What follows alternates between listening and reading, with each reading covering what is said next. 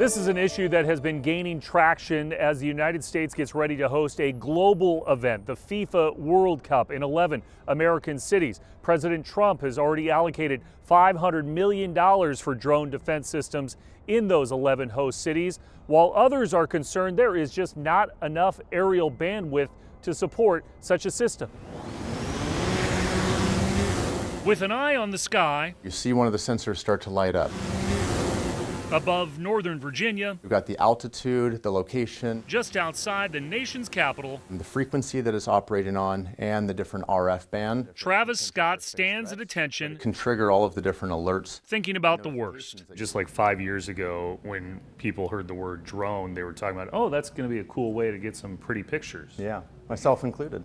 You think about it in a different way. Very much so. There's no doubt that it's only a matter of time before what we see happening overseas on the battlefield is going to get here to the United States. Scott is the Vice President of Dedrone, which has developed a series of tools to counter an evolving threat, expressed by the likes of the leader of the Washington National Guard. What's your level of concern? I'm concerned that we face another 9/11 style attack with the proliferation of attack drones these days. They're everywhere. Scott says his company has worked with multiple cities and organizations on potential safeguards. Now, let's try it on the slow motion target. The most effective means for mitigation is, in fact, with radio frequency jamming.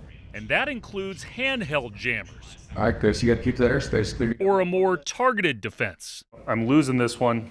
But the issue is a bit more complicated with the idea that counter-drone technologies involving disrupting frequencies can have unintended consequences.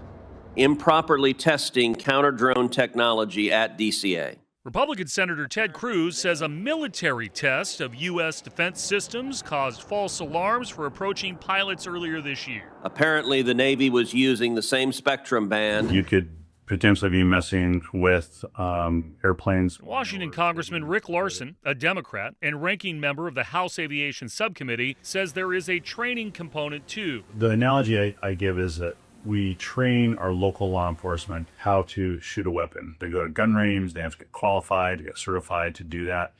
These counter-UAS, counter-drone tools require a similar kind of training. You just can't fire electrons in the air to knock these drones out of the sky. Dedrone Defender. Back in Virginia, Scott agrees. And that last step, the step that from a regulatory perspective is still slow to roll out at the state and local level, is the mitigation step. And also says laws need to guide the rules of engagement and who exactly might pay for it. This sounds like it could be an expensive proposition, though, for local municipalities and states when they host these big events. There's no doubt that there's going to be a cost involved with this.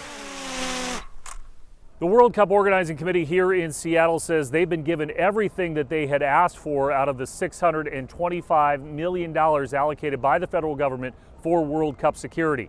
The $500 million in drone defense security is separate from all of that. The World Cup draw was just recently announced, with the final rounds going to be held in New Jersey at MetLife Stadium. For Spotlight on America, I'm Chris Daniels.